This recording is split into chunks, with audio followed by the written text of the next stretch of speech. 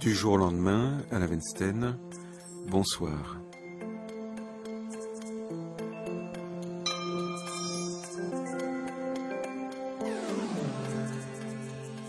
Pas de poudre de perlimpinpin aujourd'hui. Rien que cette purée qui donne plus de courroux, les choses haïssables qui pleuvent et nous volent. Les galops ne frapperont jamais assez la terre. Maudissez le monde, il vous le rend bien.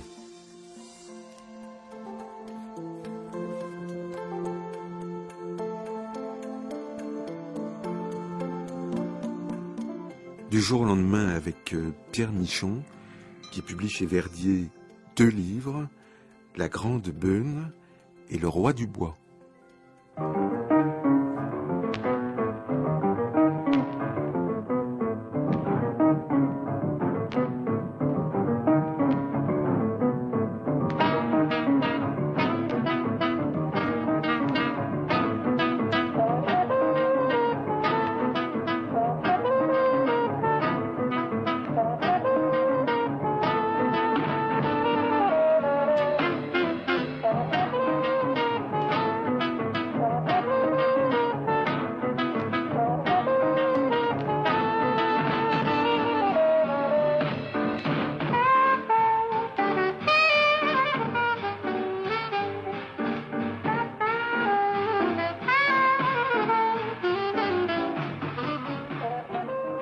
Je m'aperçois, Pierre Michon, que ce sont 2 titres difficiles à prononcer. Le Roi du Bois, à cause de l'allitération, et La Grande Beune, avec oui. toutes ces voyelles. Surtout La Grande Beune, qui est ouais. un titre très, très mat, très lourd, très, un peu comme le livre, je pense, très, très, très opaque, très, très énigmatique peut-être. Enfin, pour Le Roi du Bois, c'est différent parce que c'est un titre que j'ai volé à Fraser, enfin le Rameau d'Or. Il est question d'un roi du bois de Némi, près de Rome. Enfin, c'est une vieille mythologie que Fraser a été déterré. Mais c'est vrai que ces 2 titres sont épais dans la bouche, oui. C'est une manière d'avertir le lecteur d'entrée de jeu qu'il faut laisser toute espérance. Pas du tout. Les textes ne sont pas difficiles à lire, ni quand je dis qu'ils sont opaques, je veux dire qu'ils le sont peut-être pour ce qui est du sens dernier de chacun des 2, et parce que ce sens dernier m'est caché à moi aussi bien, mais pour ce qui est de la prose et du déroulement des choses, je crois que c'est assez lisible. Enfin, je l'espère. Souvent, l'auteur se contemple dans le miroir du titre.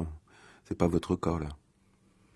Non, quoique j'aime assez La Grande Beune, ce titre qui est le titre d'une véritable rivière, d'ailleurs, que j'ai amplifié, enfin que c'est une toute petite rivière dont j'ai fait une sorte de fleuve. Non, j'aime assez ce titre, je le trouve effectivement épais, mais et puis il y a une sorte d'assonance avec, on dirait la femelle du Grand Maulne, on dirait la Grande Beune, mais une femelle archaïque du Grand Maulne, enfin quelque chose de beaucoup moins élégant que les sonorités du Grand Maulne. Vous n'êtes pas surpris de continuer à écrire des livres, d'en publier 2 coup sur coup, par exemple? Pourquoi serais-je surpris? N'aviez pas l'idée quand, il y a 10 ans, maintenant, vous avez fait paraître le premier, c'est-à-dire Vie minuscule chez Gallimard, que ça serait le seul, le dernier? Je le pensais. Je le pensais parce que c'était... enfin, je ne voyais pas plus loin que ce titre, en fait. Je ne voyais pas d'avenir. Je ne calculais rien sur l'avenir. Mais ce livre m'était nécessaire. C'était une opération de survie et existentiellement, c'était nécessaire. Maintenant, ça l'est peut-être un peu moins. Alors, effectivement, je peux dire que je fais le service après-vente des Vies minuscules, si c'est ce que vous voulez me faire dire. Mais en même temps, je cherche peut-être que tout ce que j'ai écrit depuis les Vies minuscules, c'est des solutions d'attente pour quelque chose qui, de nouveau, changerait ma vie, je peux bien dire, comme l'a fait les Vies minuscules. Vous pensez que c'est possible? Je l'espère. Je l'espère, je veux l'espérer, je veux le croire. Pourquoi ce choix des inconnus, des petits? Des inconnus, des petits, pas toujours. Vous savez, j'ai fait quelque chose sur Rimbaud, j'ai fait quelque chose sur Van Gogh, j'ai écrit un texte sur Watteau, un texte sur le Lorrain. Enfin, le Lorrain, on le voit à peine, mais non, je crois que il y a une sorte de malentendu de la presse qui pense que je ne m'intéresse qu'aux petits, aux obscurs, aux sans grade, comme dit l'autre. C'est parce que les vies minuscules, effectivement, s'intéressaient à cela. C'était le propre même de ce livre.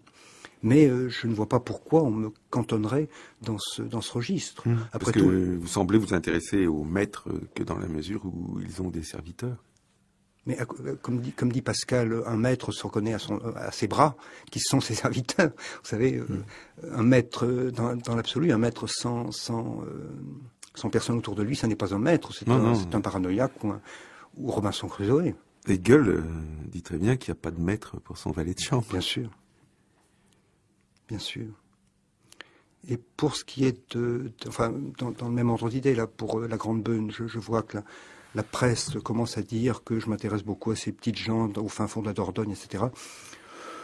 Oui, enfin, si on veut, mais la femme centrale de la Grande Beune pourrait être une reine d'Espagne ou je ne sais quoi. Enfin, c'est une femme, au contraire, qui a une prestance physique et même une élégance en elle-même qui pourrait la placer tout ailleurs que dans un bureau de tabac. Et je parle aussi dans ce livre peut-être des hommes préhistoriques, qui sont peut-être obscurs, mais enfin quand même qui ne sont pas, qu'on ne considère pas comme des petits. Vous semblez très attentif à ce que dit la presse. Les écrivains ne sont que les serviteurs des journalistes. C'est bien possible. Je réfléchis à cette question vicieuse. Oui, je suis attentif à ce que dit la presse, parce que la façon dont on est lu démontre en dernière analyse peut-être la façon dont on a écrit. Et je me dis que si je prête à confusion, c'est peut-être aussi de ma faute. Parce que vous ne ressemblez pas aux écrivains qui sont sur le devant de la scène littéraire aussi. Donc on ne sait pas très bien comment vous classer ou vous mettre. Vous êtes à la fois connu et pas connu, donc méconnu, on pourrait dire. Oui, ça c'est une...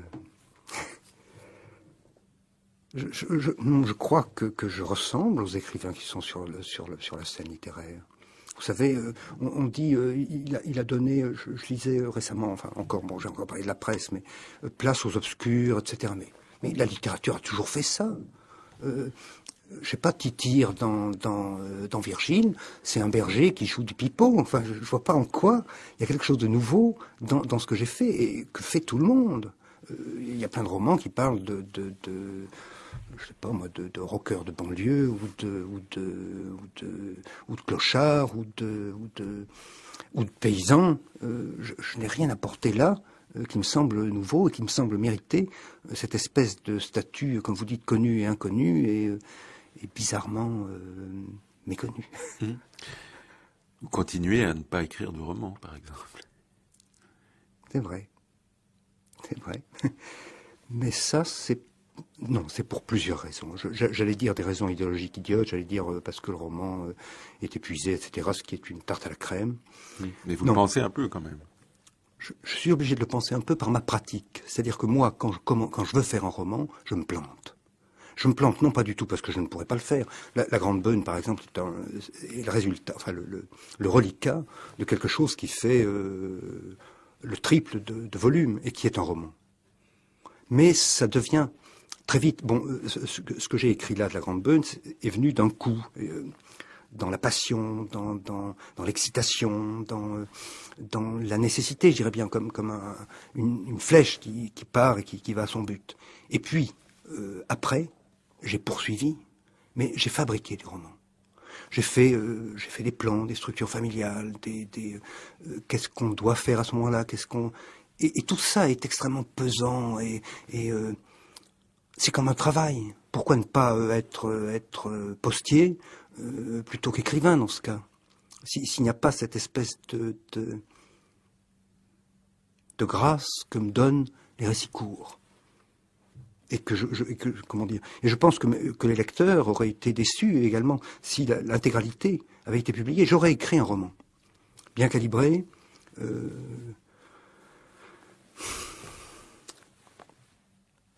Non, j'ai honte, voilà. J'aurais honte de publier un roman. La grâce, c'est l'ambition, l'objectif que vous poursuivez. L'ambition, l'objectif que je poursuis. C'est mon ambition, vous voulez dire, la grâce. Pour ce qui est de la table de travail, certainement.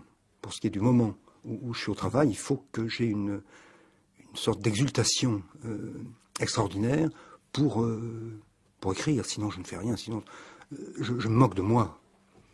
Un tel investissement pour faire des petits bricolages, des plans, des bazars sur une feuille et dire tiens, qu'est-ce qu'il fait? Alors il va coucher avec elle, ou alors il va... Non, je ne peux pas. Je ne peux pas, ça me fait rire de moi, ça me... J'ai l'impression que je fais des travaux d'aiguille. Enfin, Des travaux qui aboutissent, dans le meilleur des cas, à des petits bonheurs d'expression. C'est pas rien. non, mais pas dans ce que je fais, dans ce que j'ai publié. Non, je veux dire même dans ce que font les honteux romanciers qui mais n'hésitent non, pas mais à produire des romans. Non, mais je dis ça sans préjudice de ceux, comment dire, des romanciers véritables. Enfin, eux peut-être ont trouvé des accommodements avec eux-mêmes et avec l'artifice, avec la fabrique, que moi je n'ai pas trouvé. On peut l'imaginer. C'est quoi cette grâce dont vous parlez? C'est de la joie. Oui, de la joie très forte. Quand j'ai trouvé quelque chose, je veux dire, quand je suis embarqué dans une petite opération, là, vous voyez, de 100 pages ou de... Même 50 pages, comme Le Roi du Bois. Oui, et que je sais que la tension tient, qu'elle va tenir, je suis un autre. Je vis comme dans une sorte je vis au-dessus de moi-même, je vis dans une sorte de chant perpétuel, ou je sais pas. C'est très bizarre. Et là, je ne me moque pas de moi. Une sorte de gonflage je dirais bien de l'ego, mais c'est sûrement pas ça. Parce que c'est sûrement plutôt de la voix, quoi. Le sentiment aussi du devoir accompli? Non, parce que, vous savez, il m'en a coûté de rendre cette grande beune amputée. Le devoir accompli, ça aurait été de tenir cet exercice de tension intérieure pendant 300 pages. Là, peut-être, j'aurais dit, bon, ça va.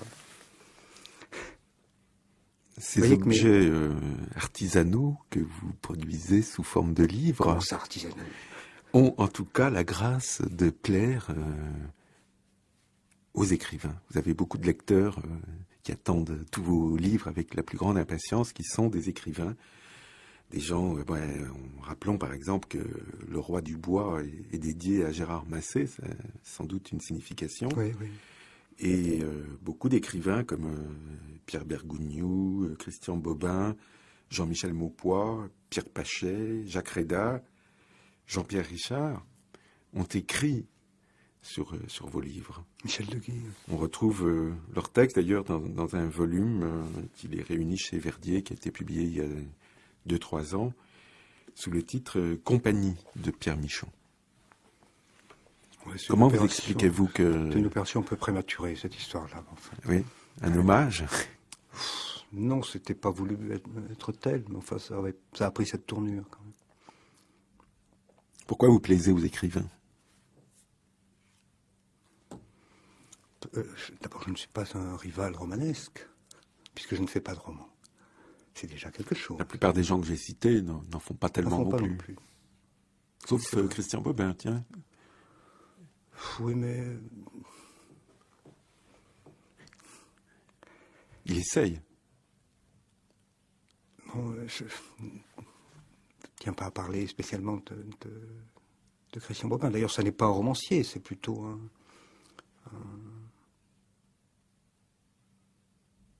poète à sa façon, sans doute. Tenté par le roman? Peut-être. Oui, je crois qu'il a écrit des romans. La folle allure, une action, des personnages, tout de même. Oui.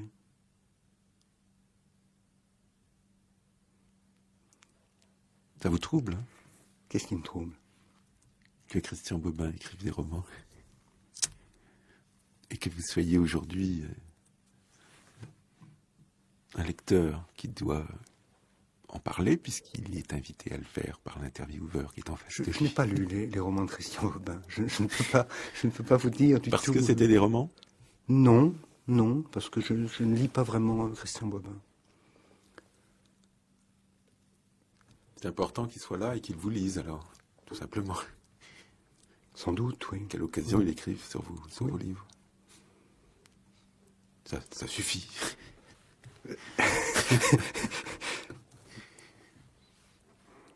Oui, Hein? vraisemblablement, oui. Pas de pas au-delà. Pourquoi de pas au-delà? Va devenir à votre tour un lecteur.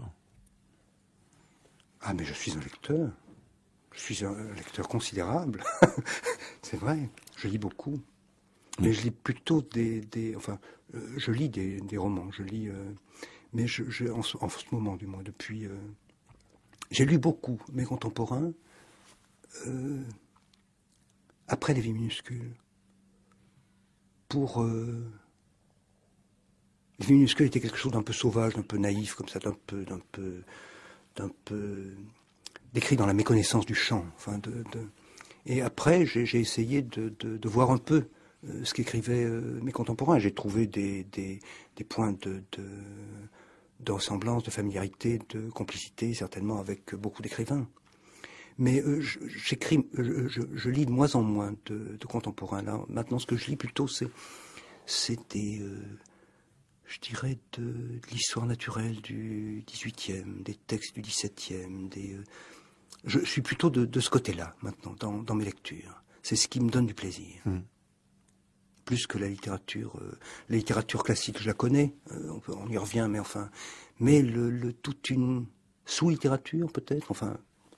Pour Buffon, on ne peut pas dire que ce soit, par exemple, de la sous-littérature, mais une littérature impure m'attire beaucoup en ce moment. Ou des pères du 17-18e qui avaient des interprétations totalement délirantes sur l'univers, tout ça. Enfin, pas théologiques, je veux dire, pas des théologiens, des pères qui faisaient des sciences, qui réfutaient Descartes, qui réfutaient Gassendi, des choses ça me fascine en ce moment. Voilà ce que je lis. Mais je lis beaucoup. Mais pourquoi ça vous fascine, toutes ces vieilleries?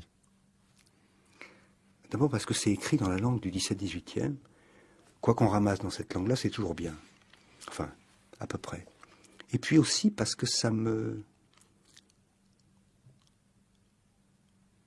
on connaît tous les courants magistraux de la pensée et de la littérature.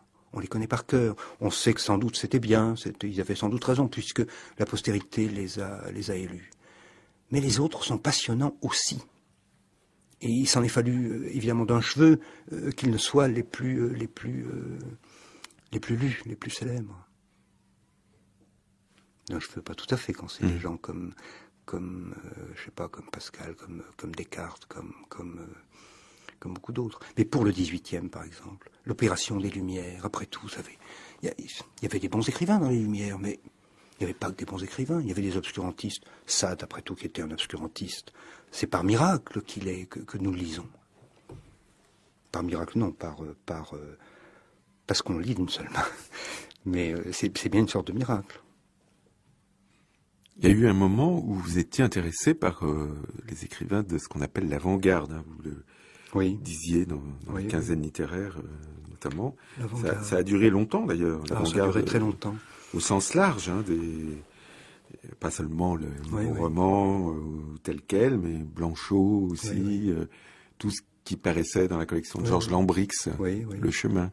L'avant-garde au temps où l'avant-garde existait véritablement et était une pépinière de talents, il faut dire aussi. Enfin, maintenant, ça n'existe plus l'avant-garde, mais à cette époque-là, quand même, tous ceux qui maintenant font autre chose que de l'avant-garde étaient dans ces groupes que vous venez de définir, enfin, dont vous venez de parler. Vous disiez que l'avant-garde entretenait la colère sans laquelle toute culture serait nulle et non avenue.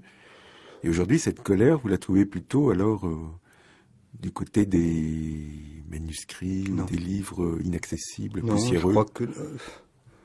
le temps a déteint sur moi comme sur tout le monde, et la colère n'est plus notre... Il n'y a plus beaucoup d'écrivains en colère. Ça n'est plus... Il y a 20 ans, il suffisait de titrer un écrivain en colère dans un journal littéraire. Tout le monde se précipite. Moi, je me précipitais sur l'article. Maintenant, je vois un écrivain en colère. Je dis, tiens, encore un. Je ne le lis plus. Comme si la colère avait été si bien remise dans le circuit qu'elle était aussi consensuelle que le reste. Elle est aussi consensuelle que l'acceptation. Tout le monde est en colère. Aujourd'hui, vous cherchez la grâce et plus la colère. Mais ça, j'ai cherché dès que j'ai écrit. Dès que j'ai écrit, je veux dire, dès que j'ai écrit des vies minuscules, dès que j'ai... c'est pas que j'ai cherché la grâce, c'est que j'ai vu que ce qui me faisait bien écrire, me faisait écrire de façon que j'aimais ce que j'écrivais, je m'aimais écrivant, c'était la joie et non pas et non pas la colère. La colère, c'est pour les débutants. Sans doute. Ceux qui ne sont pas encore arrivés. Vous savez, le Roi du Bois, c'est un texte de colère, en fait. C'est peut-être un texte de jeunesse égaré dans ma sénilité. Oui, quoique les jeunes gens ne sont pas forcément en colère quand ils écrivent maintenant. Nous l'étions. Enfin, c'était une de nos... Pour être en colère, il faut... comment dire, la colère de cette époque-là était une colère qui avait un objectif, qui avait, on pensait, possible de transformer ce monde. Donc la colère n'était pas un pur ressentiment, c'était un projet, c'était un moteur pour l'optimisation du genre humain. Alors que maintenant, la colère, c'est celle que j'aime beaucoup en fait. Celle-ci, je crois que j'en ferai un texte quelque jour. C'est la colère vous savez, je me demande si je vous en ai pas déjà parlé parce que j'en parle tout le temps de ce genre d'histoire. On se parle pas souvent quand même. Oui, enfin, oui. C'est de votre faute d'ailleurs, parce que vous n'écrivez pas. C'est la colère. Un livre. Oui. La colère du clochard ivre-mort sur un banc du métro qui se met à invectiver la terre entière, et ça, je trouve que c'est extraordinaire. Dans l'indifférence générale. Il y a là quelque chose. Parfois, je me dis, eh bien, voilà sans doute ce que j'étais avant d'écrire, et voilà à quoi j'ai échappé grâce à ces petits livres que j'ai faits. Aujourd'hui, on ne me prêche plus dans le désert, on explose sur un banc dans l'indifférence générale. Oui.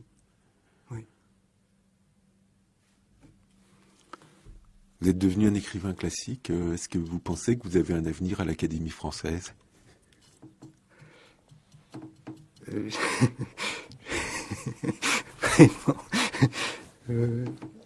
D'abord, est-ce que je suis devenu un écrivain classique ? Un écrivain classique écrit des romans. Oui, mais enfin, votre langue ne peut pas être annotée en rouge par les agrégés des lettres C'est qui vrai. vous lisent. Mais elle ne pouvait pas l'être dans les vies minuscules non plus. C'était pareil dès le début. Je ne pense pas qu'il y ait eu un changement quelconque dans ce classicisme. J'aimerais bien que ça soit du classicisme, mais j'ai peur que parfois, enfin peut-être pas dans les derniers, mais que dans les premiers, il y avait quelque chose d'un peu trop adjectivé, un peu fin de siècle peut-être dans certaines... à cause de ma balourdise de provincial qui lisait indifféremment tout ce qui lui tombait sous la main et n'avait pas bien conscience des enjeux et de ce qui se passe en ce moment dans la littérature. Donc c'est plus une fatalité qu'un choix, cette langue qui n'est pas sans dessus-dessous, dont la syntaxe n'est pas bouleversée. Non.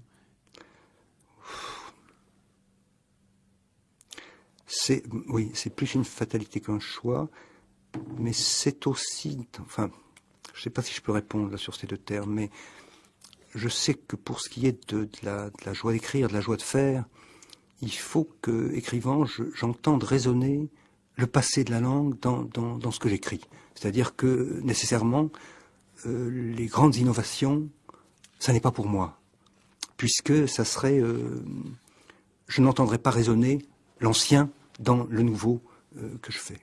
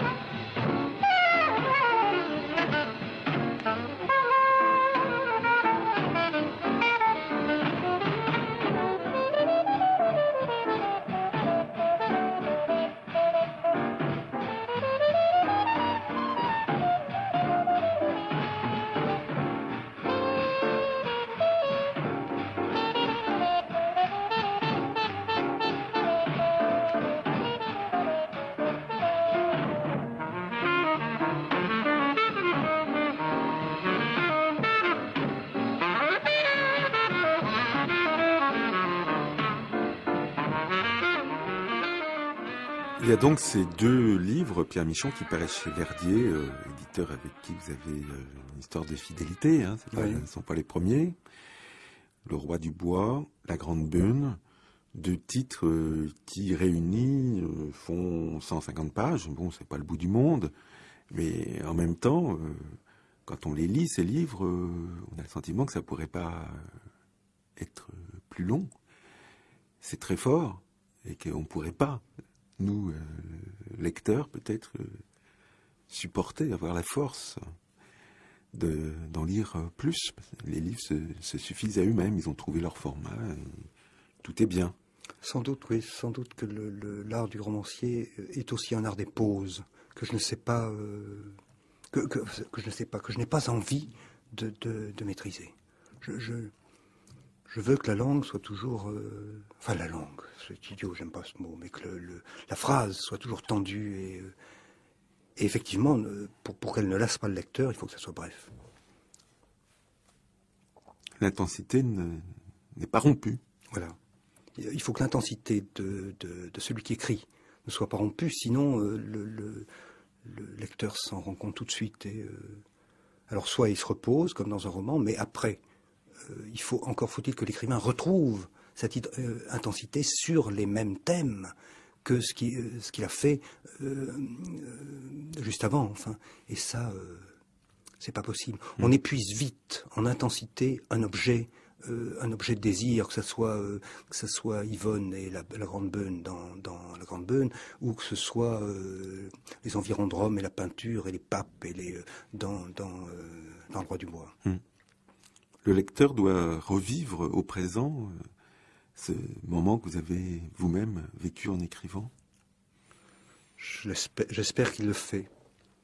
J'espère qu'il le fait. En tout cas, moi, s'il m'arrive de relire mes textes, j'essaye de revivre l'intensité que j'avais en écrivant, et je vois les moments où l'intensité avait faibli, où j'avais voulu quand même travailler 1 heure de plus, par exemple, et où j'avais trouvé une fin, par exemple, ou 2-3 phrases, mais qui détonnent dans l'ensemble, et que je ne peux plus reprendre, parce que j'ai l'impression que l'enchaînement, l'emboîtement de tout ça est sous-tendu par l'intensité qui a présidé à son écriture. On parle du temps, et la Grande Beune, c'est du temps aussi, parce que c'est une rivière. Oui. C'est un grand nom pour une petite rivière qui coule en contrebas des maisons d'un petit village de Dordogne, tout près de Lascaux. Oui. Oui. C'est une... comment dire, c'est quelque chose qui a été fait assez souvent par les écrivains. C'est une enclave imaginaire dans un territoire réel. La Grande Beune, que j'ai vu tout récemment, là, qui est un ruisseau de 2 mètres de large, en fait, a les proportions réelles de la Vézère. En fait, c'est la Vézère, on peut dire. C'est la Vézère, mais je voulais aussi, dans ce texte, m'éloigner de toute... J'ai été souvent un peu trop tiré vers une sorte de régionalisme, pas de régionalisme, mais de goût du terroir ou de choses comme ça qui ne me plaisent pas.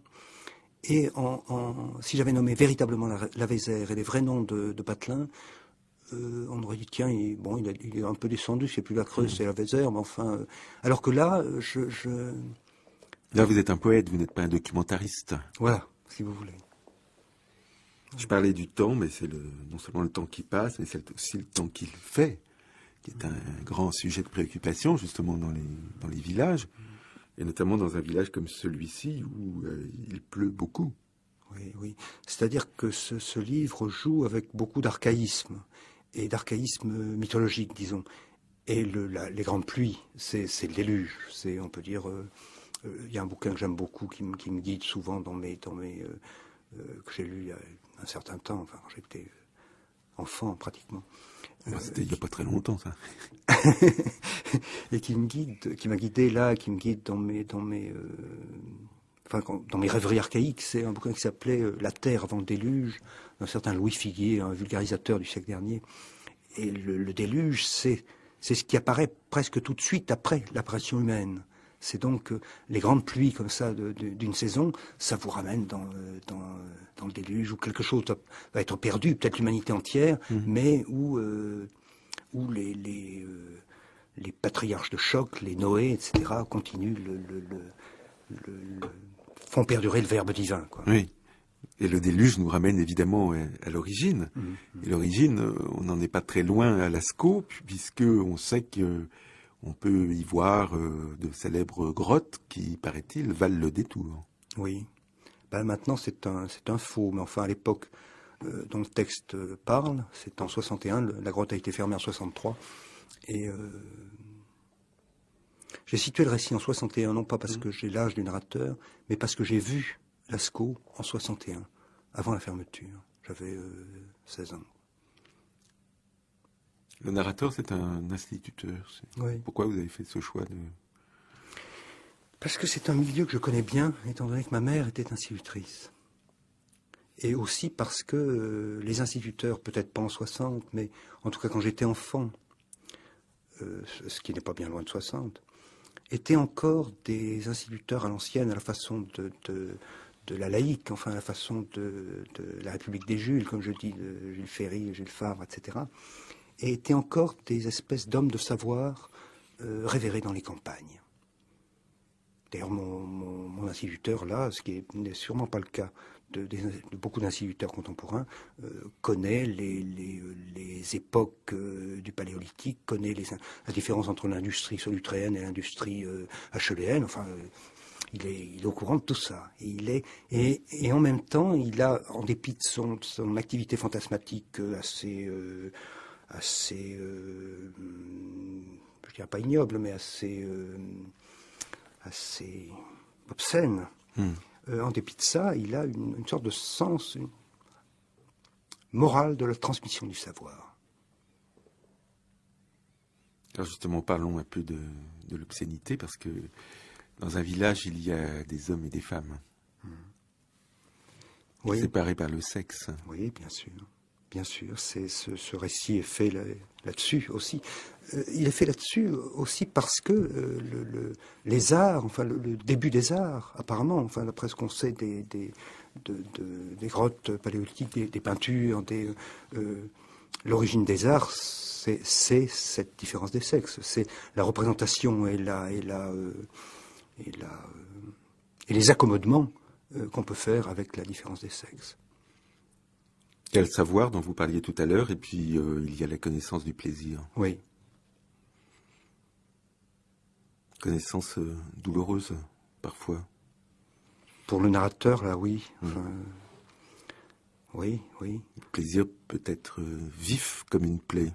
Oui. Oui, c'est aussi parce que mon héroïne, là, Yvonne, a des tendances masochistes fortes qui apparemment passent à l'acte. Enfin. Et aussi parce que là aussi il y a un arrière-plan préhistorien. Enfin, le roi Gourand dit que dans la peinture préhistorique, vous savez, il y a d'une part des animaux, des signes pleins qui valent pour des femmes, des gros animaux, des bisons, des signes pleins. Ils peuvent être remplacés par une blessure. Le roi Gourand dit, signe féminin et blessure sont indissociables, sont interchangeables. Et on peut mettre l'un ou l'autre. Et signe masculin et saguet, et signe mince, sont interchangeables aussi. Comme si, pour ce qui est du plaisir, les hommes faisaient du mal et les femmes aimaient le mal. Mais ce n'est pas la même chose au niveau de la vie sociale, où c'est presque parfois le contraire. Il y avait une citation de Leroi Gourhan sur les épreuves de votre livre. Oui, cette citation a disparu. Oui, c'était... Leroi Gourhan dit, à la fin d'un développement sur l'interprétation qu'on peut donner des figures pariétales, après tout, il ne reste que des animaux à gros ventre, dont certains sont explicitement mâles. J'aime beaucoup cette phrase parce que enfin, on ne va pas enfourcher les chevaux de de la psychanalyse et des choses comme ça. Mais effectivement, enfin, nous sommes des organismes sexués et l'homme a un petit quelque chose en plus. Pourquoi vous l'avez fait sauter, cette phrase? Vous avez eu peur de paraître trop savant? C'est-à-dire, j'aurais bien gardé, mais il y avait deux phrases en exergue, et je me suis dit, ça fait trop chargé. Enfin, je vais en... Et puis la première, l'autre phrase qui est en exergue, c'est une phrase de Platonov qui est la terre dormait nue et tourmentée comme une mer dont la couverture aurait glissé. Elle est beaucoup plus rêveuse, elle est beaucoup plus onirique, et elle met l'accent sur la femelle, sur la femme, et non pas sur l'homme comme celle de Leroi-Gourhan. Il me semble que le plus important quand même dans mon livre, c'est les personnages de femmes. Vous dites bien des personnages, et vous parlez comme un romancier, là, tout d'un coup. Alors les figures de femmes. Les femmes réelles, ça n'existe pas? Les femmes réelles n'existent pas. Si le réel existe, les femmes réelles existent, oui. Non, vous m'avez coupé, là, j'ai perdu une idée qui était bien. Je sais plus ce que c'est. Vous aviez trouvé une idée qui était bien? Ah oui. Vous me dites, c'est des personnages, c'est donc du romanesque. Je vais vous répondre encore avec des cuistreries paléontologiques. Les préhistoriens disent que les peintures pariétales sont ce qu'ils appellent des mythogrammes, qu'ils opposent à des pictogrammes. Un pictogramme, c'est une bande dessinée. On suit l'action, il y a une linéarité, il y a un temps, comme dans le roman. Un pictogramme, les figures sont centrales, et puis, autour, s'organisent d'autres figures statiques. C'est-à-dire qu'il n'y a pas... tout est circulaire. Il n'y a pas de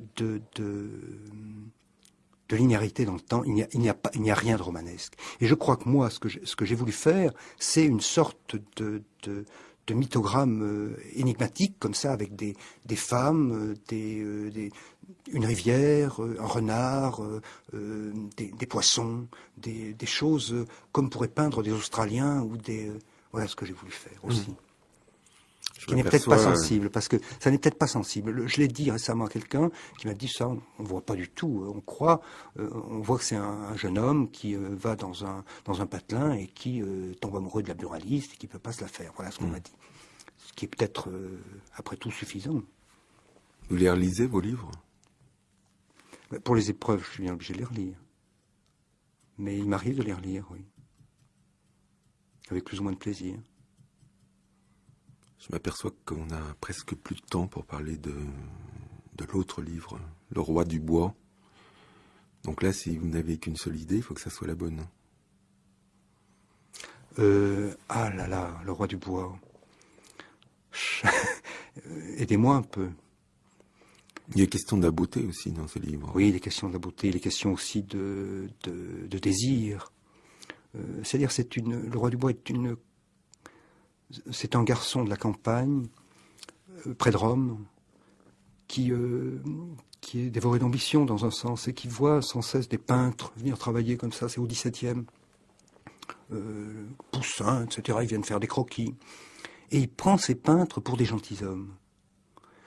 Et lui a des appétits de gentilshommes parce qu'il a vu un jour une très jolie fille être la proie d'un gentilhomme. Et donc, avec ce malentendu, il rencontre Claude le Lorrain, il peint avec le Lorrain, il se rend compte qu'être peintre, c'est pas du tout être prince, c'est au contraire travailler. Et ça l'intéresse pas. Et il change de vie, il devient connétable ou maître des chasses d'un duc. Et il est apparemment plus... Il est plein de rancœur quand même. Il est peut-être plus heureux, mais il est plein de rancœur. Il s'est trompé. Il s'est complètement trompé. Il voulait être un prince, il n'a été qu'un demi-peintre, et puis quelque chose qui ressemble à un prince parce qu'il couche avec la femme du prince. C'est tout. Ce qu'on fait, c'est bien d'être un écrivain. Oui, c'est bien. Ça ne me déplaît pas.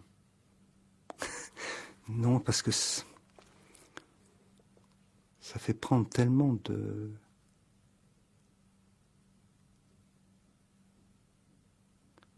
comment dire, tous mes livres sont faits, enfin tous les livres de tout le monde sans doute, sont faits avec une facette de moi privilégiée par rapport aux autres. Si bien que ça donne un nombre de...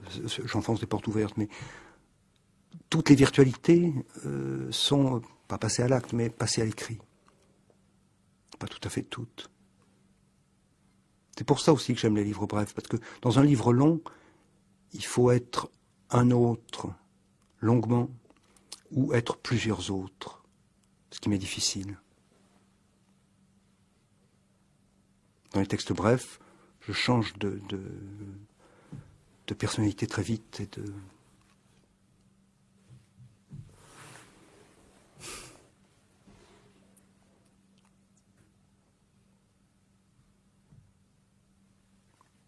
Vous vous rappelez ce que je vous ai dit tout à l'heure? Qu'est-ce que vous m'avez dit? Je ne relance pas. Vous voulez que je continue à parler du Roi du Bois, là? Est-ce que vous avez dit tout ce que vous vouliez dire? Il me semble.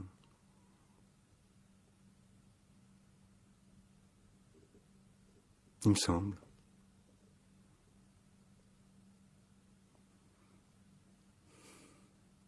Parce qu'après, c'est fini. Hein.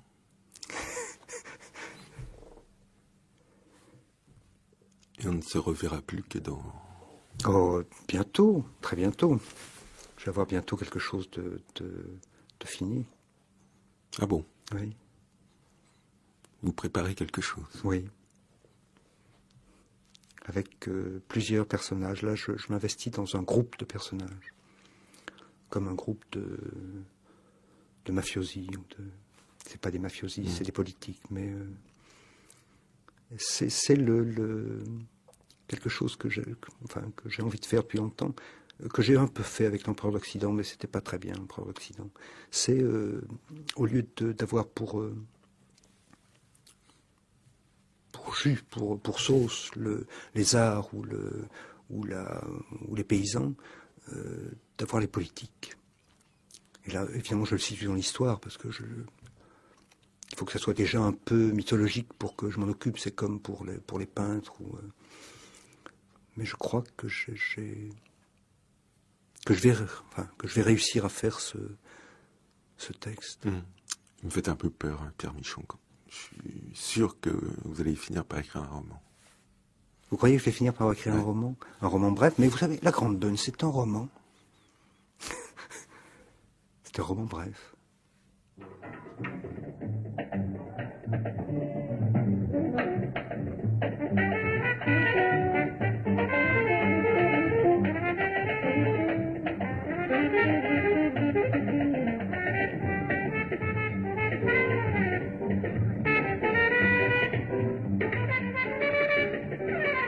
Deux livres de Pierre Michon aux éditions Verdier, La Grande Beune et Le Roi du Bois.